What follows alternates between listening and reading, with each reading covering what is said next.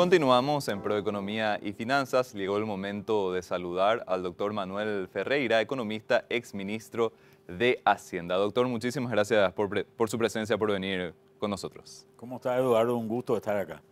Doctor, le queríamos preguntar en primer término respecto a las perspectivas para el año 2023. El 2022 tuvo sus particularidades, fue muy complicado en el primer semestre sobre todo, en el segundo se fue asentando un poco más y ahora las perspectivas para el año 2023 son más positivas, sin embargo todavía hay incertidumbre teniendo en cuenta, uno, el escenario internacional y dos, la situación que se está generando con la sequía, doctor. Sí, el tema de la sequía es un tema que aprieta en estos días, tendría que llover, ¿verdad? Y esa lluvia debe ser bastante importante para poder sostener un nivel de impacto en términos de crecimiento que sea importante, ¿verdad? Nosotros esperamos un año en el tema de soja sobre todo, esperamos un año que no va a ser el mejor, pero tampoco va a ser similar al año 2022, ¿verdad? Paraguay en un año normal produce en el orden más o menos de 10,5 millones de toneladas de soja. Nosotros esperamos una producción de más o menos 9 millones para este año. Esa reducción está fundamentalmente vinculada al inicio de la campaña, que había sido donde había habido muchos días nublados, frío a la mañana, que básicamente perjudicó a la planta en el momento de la germinación, ¿verdad? Y ahora que estamos en etapa de carga de granos, tenemos esta sequía puntual que esperemos que sea compensada por lluvias en los próximos días, ¿verdad? De todos modos, pasar de 3,5 millones, que es lo que tuvimos en términos de producción en zafra el año 2022, a 9 millones de toneladas, realmente es un impacto muy significativo. Hay un crecimiento más o menos en producción de alrededor de 160%, ¿verdad? Y eso genera una serie de impactos, no solamente en el sector primario, en la agricultura, sino también genera, por ejemplo, un gran movimiento de carga. El transporte se va a ver muy beneficiado por esto, toda la parte logística, puertos, barcazas. Hoy tenemos un problema serio a nivel industrial que no tiene materia prima para procesar y hacer aceite. Creo que eso también se va a ver impactado positivamente a partir de ese momento. Y esto va a significar alrededor de una recuperación de parte de la pérdida que se había tenido en términos de exportaciones, que alcanzó casi 3,000 millones de dólares durante el año 2022. Y vamos a ver seguramente un incremento en los ingresos de divisas por este tema. Y también eso ayudará seguramente a paliar la presión a la devaluación del guaraní y el incremento del tipo de cambio, ¿verdad? Doctor, en términos generales, la economía apunta a crecer en el año 2023. Sin embargo, si vemos por sectores, hablamos de una situación dispar. No todos los sectores van a estar repuntando o estar creciendo en el año 2023, ¿o cuál es la lectura que se hace? No todos los sectores van a estar creciendo. Básicamente el crecimiento va a estar concentrado en tres eventos que son importantes. Uno es este que describíamos de la campaña agrícola. Un segundo evento es el crecimiento en la producción eléctrica paraguaya. Nosotros habíamos arrancado más o menos el año 2022 con un Itaipú produciendo más o menos alrededor del 40% de su capacidad, básicamente por la falta de agua también, ¿verdad? Sin embargo, hubieron buenas precipitaciones en las nacientes del Paraná y sus afluentes, todas ubicadas en Brasil, durante el verano del 2022. Y eso tardó mucho en llegar porque arriba de Itaipú hay unas 54 represas, ¿verdad? Que tenían que llenar todos sus embalses antes de que llegue eso a Itaipú. A partir de septiembre, octubre más o menos, Itaipú estaba produciendo alrededor del 80 o 90% ya de su capacidad. Fíjate que vimos la apertura de las compuertas de Itaipú después de muchísimo tiempo, ¿verdad? No recuerdo exactamente cuántos años, pero creo que 7 o 8 años más tarde recién se da esa apertura, ¿verdad? Con lo cual te habla de que habíamos llegado a niveles ya importantes de carga del embalse de Itaipú y seguramente tendríamos un área de producción o estaríamos produciendo en el área normal ya de Itaipú para el año 2023, que es básicamente tiene picos en los momentos de calor y tiene reducciones en los momentos más frescos del año.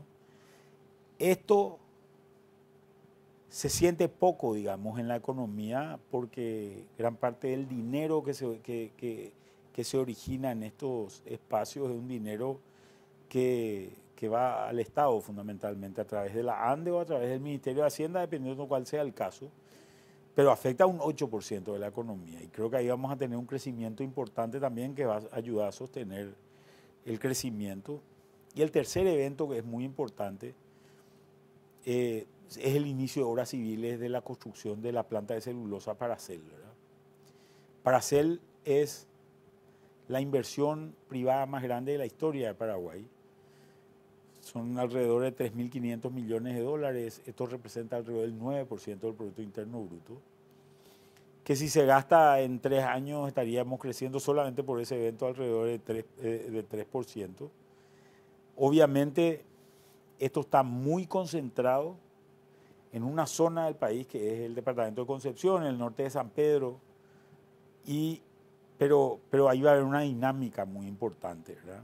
En generación de empleo, inversiones y todos los efectos de externalidades que se van dando a partir de este tipo de gasto, ¿verdad? Estos son los 3 sectores que, digamos, están sosteniendo.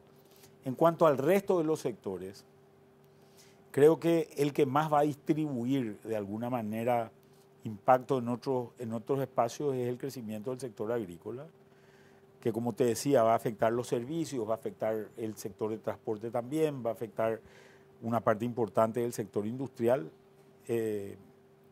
Los otros, lo de Paracel muy concentrado en una zona y lo de la electricidad muy concentrado en las finanzas del Estado fundamentalmente, ¿verdad?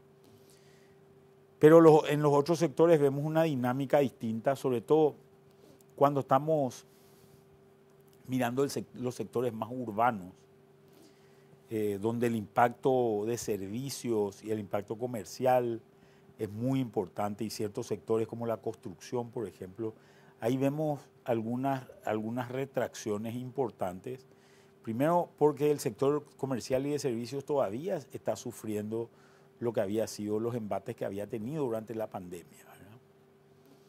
Eso tarda en recomponerse. Un ejemplo muy sencillo para que la gente entienda es, por ejemplo, un restaurante que anteriormente pagaba sus insumos, pagaba su personal, otros gastos como alquileres, luz, agua, teléfono, etc. Ahora le sumó a esos gastos también una deuda, ¿verdad? Una deuda que tuvo que tomar para tratar de sobrevivir durante la pandemia, ¿verdad? Esta deuda sufrió varias modificaciones. Una de ellas es, esta deuda está impactada por la tasa de interés, el incremento de tasa de interés producto de la inflación. Está impactada también por la decisión que toma el Banco Central que el 31 de diciembre del 2021, se acaba la pandemia y por tanto hay una aplicación ya a full de la resolución 1 del Banco Central, que obviamente afecta todo lo que es refinanciaciones de créditos. Entonces está complicada la refinanciación, reestructuración de pasivos por parte de las empresas y si lo hiciese, está hecho a tasas mucho más elevadas, ¿verdad? Entonces, ahí empezamos a ver problemas más complejos, y el sector de la construcción muy afectado también por la situación del propio Estado. Y también seguramente estamos en un pico de oferta de propiedades en el sector inmobiliario, que hace que mucha de la gente que quiere invertir, que es fundamentalmente gente que espera obtener un retorno a partir de un alquiler, está viendo que esos retornos están disminuyendo porque los alquileres están más bajos en esas situaciones, y con el incremento de tasas de interés que se da a nivel mundial hay varias alternativas más de inversiones que generan rentabilidades positivas, ¿verdad? Entonces, y por último, tal vez hay que puntualizar el caso del sector ganadero que está pasando por una situación bastante preocupante, diría yo, por diversas razones. La primera razón es los precios no han acompañado al sector ganadero. Si bien el consumidor ha visto que en la góndola no han bajado los precios de la carne, el ganadero ha perdido casi un 25% de sus precios, ¿verdad? Esto presiona obviamente sobre ciertos valores, hay un incremento de costos también, la inflación también se da en costos a nivel ganadero, y lo que vemos es que para poder hacer frente a sus compromisos, no hay que olvidar que el sector ganadero debe 1.600 millones de dólares en el sistema financiero, tiene que vender más vacas. Y empezamos a ver que esa mayor venta se traduce en ciertos problemas que son, por ejemplo, una mayor cantidad de hembras faenadas preñadas, ¿verdad? Y ahí lo que estás perdiendo son desmamantes futuros. Estas preñeces, digamos, atentan contra el hato ganadero, ¿verdad? Y estamos viendo una sostenida caída del hato en todo este tiempo. Y un segundo evento es que todo esto está muy potenciado por la situación de la sequía, sobre todo en ciertas zonas del Chaco, una sequía bastante persistente que ya lleva 3 años en algunos casos, campos vacíos, etc. Y el riesgo acá es que, si bien tu Producto Interno Bruto crece o tu exportación crece porque faenas más, sin embargo estás faenando categorías que no deberías faenar, que deberías tenerlas en el campo para poder sostener el tamaño de tu rebaño, ¿verdad? Y eso no está ocurriendo y es preocupante. Doctor, y en el plano internacional, todo este contexto complicado que se está teniendo, ¿hasta qué punto nos va a condicionar para el año 2023? Hay mucha incertidumbre, pero sí hasta ahora el panorama es bastante sombrío para países como Estados Unidos, China. En la región también se tienen perspectivas de crecimiento bastante limitadas. ¿Cuál es su opinión sobre eso? Bueno, Paraguay tiene una economía bastante pequeña y bastante desvinculada digamos, de ciertas realidades, no porque vivamos en otro mundo, sino por el hecho de que nosotros tenemos producción específica o eventos específicos que llegan al resto del mundo, ¿verdad? Lo que hoy hay todo un escenario de desaceleración a nivel internacional, fundamentalmente en Estados Unidos y en Europa, vinculado fundamentalmente a la pérdida de poder adquisitivo del consumidor. Estas son economías muy impactadas por el gasto de consumo en general. Y esta inflación mundial que se ha verificado en la pospandemia es una inflación que obviamente está reduciendo la capacidad adquisitiva del consumidor, y eso se va a traducir seguramente en el mediano plazo en una retracción también en términos del crecimiento, ¿verdad?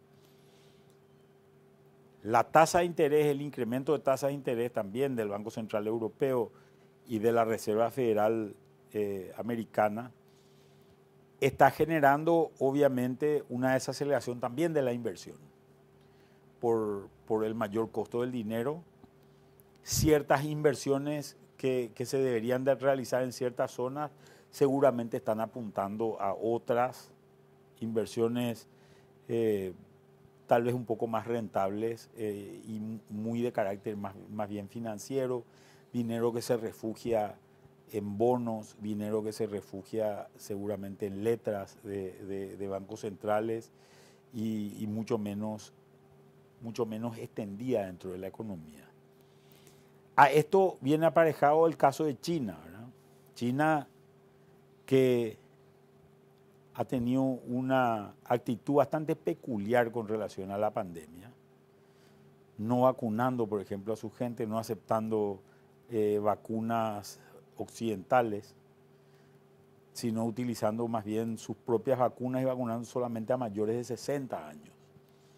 Entonces, tampoco en este proceso el sistema sanitario chino ha expandido las unidades de terapia intensiva, etc. Entonces se prevé que seguramente en el primer semestre del año 2023 veamos un duro impacto sobre la población china del COVID, ¿verdad? Con un nivel de fallecidos que seguramente va a ser elevado o similar en proporción, obviamente muy similar a lo que ocurrió en el año 2020, en el resto del 2020 y 2021 en el resto del mundo.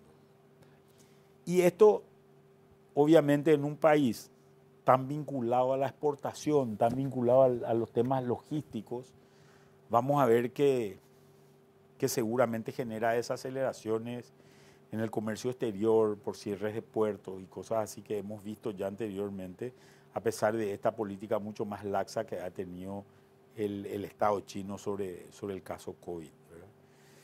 Este contexto se está dando también en un contexto, obviamente, donde vemos un precio de petróleo menor,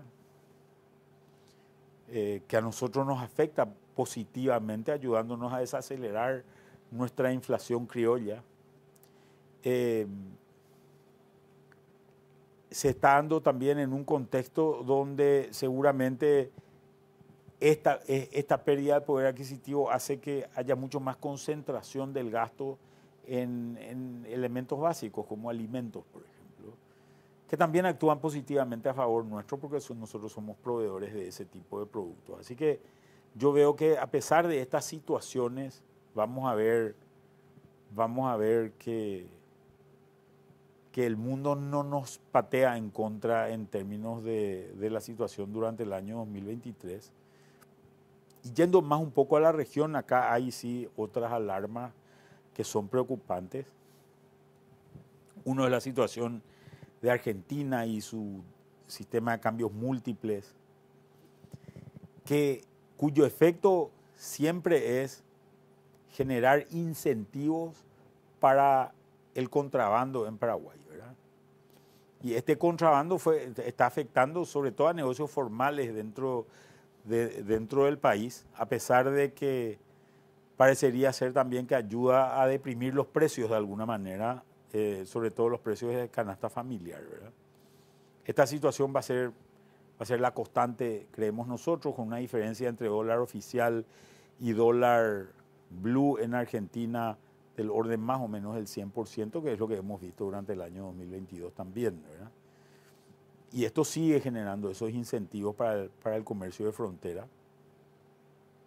Y por el lado de Brasil, lo que vemos es ahora que se instala un nuevo gobierno, una política fiscal mucho más expansiva, donde de gasto social, incluso cuando vemos las personas que ha elegido el presidente electo Lula, vemos gente poco vinculada a los temas económicos y muy vinculada a los temas sociales, con lo cual vas a tener seguramente un gasto público importante que seguramente va a derivar en inflación, ¿verdad?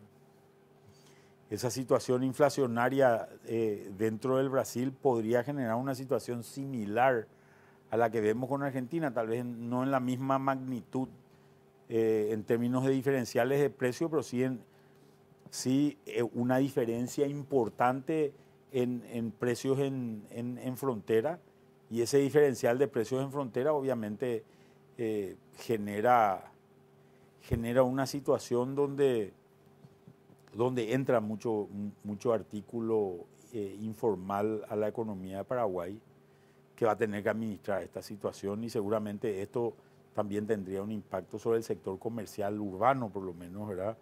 Y ventas en frontera también con el Brasil, ¿verdad? Así que creo que por ahí es donde yo por lo menos veo más riesgos para el año 2023.